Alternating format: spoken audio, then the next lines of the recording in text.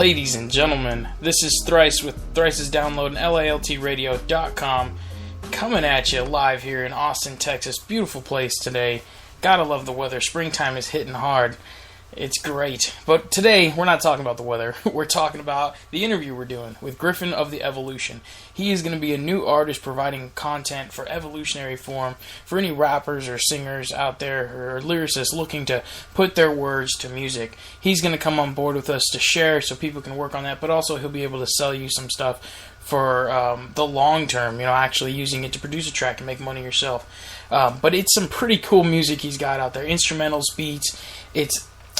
I got some that I definitely know I'm going to try to pick from him and have him hold on to so nobody else uses them. But, it will be another interesting relationship that will develop on here. And we're excited to have him, just like the other music content providers we've had come on in this last week. We do have some more guys who are some rappers, some young guys. They're actually based out of here in Texas. They're going to be coming on, joining me, Thrice, in some of my music, and we're going to start collaborating, and you can expect to hear that pretty soon. So, fun times, folks. And you can find all this stuff at LILTradio.com. I know if you're listening on Spreaker or iTunes, you may have not seen that, so just going to plug that a little bit. Check it out. We did make it completely interactive for your mobile devices. It's not a mobile application yet, but the website for the online, no matter what browser you're using, is applicable to iPhone or Android devices, including PCs and tablets. So check it out, guys, LILTradio.com. But we're moving into this interview here because that first track, the one, I loved it. I played it today in Morning Minutes, and it's a phenomenal track. Honestly, that's the one I really want to use for myself. But we're going to bring Griffin of The Evolution here on. So, hey, Griffin, how you doing today? I'm doing great. Awesome. So, when did you start doing this? Because it sounds like you've been doing this for a little bit if you listen to the tracks, at least a good while. Well, I started back in 2004. 2000. I actually started back in 2004. And what got you into this? I was always a lover of music. I love music. I love all types of music. And what happened was, I had a brother he was formerly an independent rapper artist, and he used to make tracks on his little drum machine. So I was just playing around with it, and one day somebody heard it, was like, "Oh man, you made that track?" Like, yeah, I made a little beat on it. Something. He was laughing, but I didn't really take it as that serious. But going into the end of the year 2004, that's when I made the decision. Like, yo, this is how I want to do this because I have a gift. So 2004, you're talking over 10 years. So how many tracks do you think you've done? Oh man, I must have did like at least probably over 1,000. Whoa! See, now that's dedication right there. That's when you can tell that music is a part of your genetic code, as I like to say. So what's your expression in music? Like, what are you doing it for? What really do you feel when you're doing music? Like the whole meaning behind it to you. Oh, I think of it when I make music. It's like an artist. When an artist does a painting, they do a portrait of a castle or a house or a town or something like that. That's how I do it in music. I try to visualize my creating music, visualizing like where would I be? I'm trying to tell a story, like a storyteller, like an artist, and share that with the artist that's actually artist that raps or sings or whatever, and see if it fits their needs. Well, that's an interesting concept right there because collaborating is something that I find phenomenal when different musicians can come together and really express themselves. I was actually raised with a musician father who played blues and jazz more or less. So, constantly got to listen to people when they're doing, especially with jazz, when they go off on those solos. Did you ever listen to jazz growing up at all? Oh, that was the thing. Every Sunday, my father, afterwards, after the service, whatever, we would sit there and he'll play it for maybe 4 hours. I hear all the jazz, like B.B. King, and so on and so forth. I used to listen to it for at least 2 hours out of the 4 hours that he was playing it. Yeah. Did your dad play any instruments? No, he wasn't really much of he was more of a jazz lover. That's the only music he really loved, like jazz, the old school jazz and R&B, old school. So, that type of music, that sort. So he basically just gave you that love of music, right? Yeah, he put me into real music because he told me one day, he said, "Son, one day, if you lucky if you get to hear this music, you have to go out to like a play or something, or somewhere in the public where you actually have to hear it, not on the radio, but in public, in order to hear these live instruments being played over the radio, which is rare now these days. Yeah, no, all the stuff on the radio is really dying. It's really sad, and it's interesting because there's so much of the population that still listens to the radio, and I find myself, I mean, you get in the car, there's a radio, and I don't use CDs anymore, so sometimes I don't want to go through plugging in my phone or dealing with Bluetooth, so, I mean, it is all syncing up, so with that, the internet radio concept, I think, is going to start dominating the market when it comes to it. Like a Stitcher, have you heard of Stitcher podcast? Or Stitcher Radio? It sounds familiar. So Stitcher Radio is like iTunes, but it's used on Android software. So right. Our podcast, or my podcast, Thrice's Download, is actually on there. We're going to be submitting our LILT radio podcast, which will have like your music and all some of our other shows, just some of our content. But we'll be submitting it to Stitcher along with the one we already have on there. And Stitcher is actually going into some of the newer cars now, just like Pandora. So, I mean, it's very simple. I mean, we've just started getting the ball rolling with LILTradio.com. And the fact that we've already got a show available on one of these softwares that's going to be in your car, mandatory for your radio from now on, it makes it so much easier for us individuals who want to speak out and speak up, or put our music out there, to really reach the public. You know what I'm saying? Right. Right. So I mean, and that's something that's always been interesting to me is the expression of your creativity and reaching out. So I mean, how many have you collaborated with any rappers or songwriters on some of your tracks yet?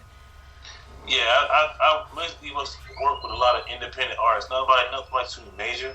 One of the artists I'm currently working right now, his name is JR Tycoon. You can look him up on Twitter and SoundCloud. All right. For all you listeners out there, and what was that? What was the name you can look him up on? JR and Tycoon, like it's a rich. Yeah. I think the definition is like somebody inspired to be a rich businessman. Right. All right. Yeah. That's cool. Yeah, I mean, I know we kind of ran across each other in the music forums because I was looking for some beats for some of my tracks. Right. That's something that's always really interesting to me is the layout of the beats. I've tried to put some together myself, and I've used GarageBand. I have Logic. I've just been starting to really get used to using Logic. Right. I've used a lot of GarageBand. I've got audio editing stuff on my Androids.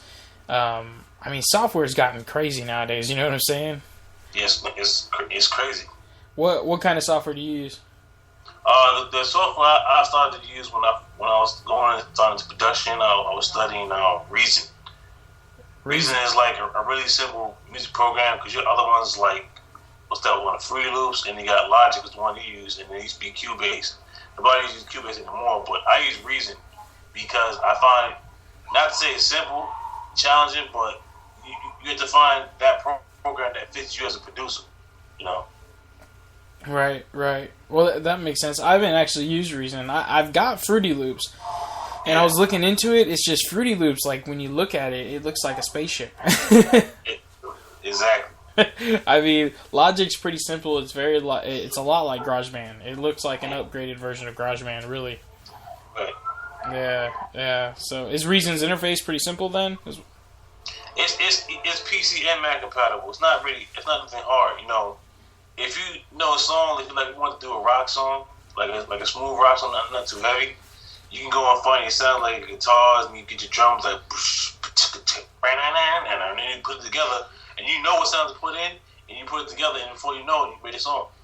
Nice. I'll have to look into that. And you got that on Mac? Yeah, you can have it on Mac or PC. It's Mac and PC compatible. It doesn't matter if you have a Mac or PC. I'll have to look into that, because I mean, I like having different software that I can use.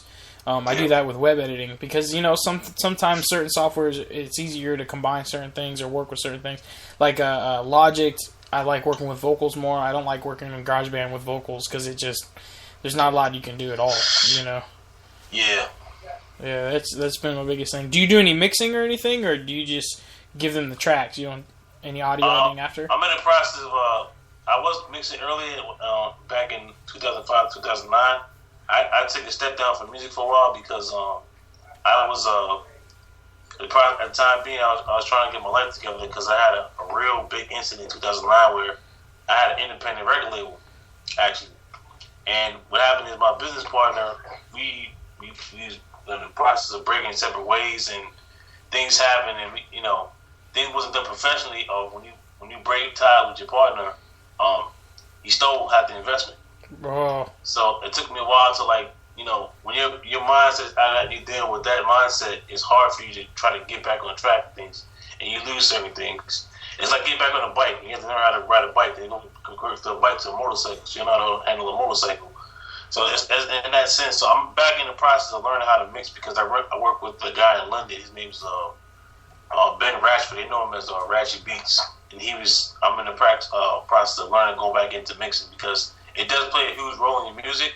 Because if your music is not mixed down, or at least most people look for mastering. A lot of people, they'll like it, but the industry, they don't take you seriously. They think you're just trying to half step it. Well, and that's the truth, really. And it's like you heard of Tech Nine? Yes. Yeah, I'm a big fan of Tech Nine, and it's just like all his stuff and all the stuff that any of the artists around him put out. Like they compete with the industry directly when it comes to sound quality. Like you can't half it at all. I mean, with some like the music I do, some of the tracks I put out so far, some of the tracks I'm working on right now, like I'm only trying to get them to a certain point where I can come across people like you, who like after you're done learning how to mix and be like, hey, do you want to get in on this track? Because I mean. I don't really know if I'm that good. I've had some people who really like my stuff, but I mean, for me, it's an expression. I don't do it for any kind of credibility or recognition. For me, it's actually a way that I practice, different kind of esoteric and magic practices. So for me, it's actually a form of prayer. And I look at it as all these people who perform on stage and stuff, it actually has a lot of a more deeper quantum physical description where it involves like the electromagnetics of all the people. And when you got over 100 or when you got over 1,000 people focusing all their energy on one person, let me just say the least, it's empowering. You know what I'm saying?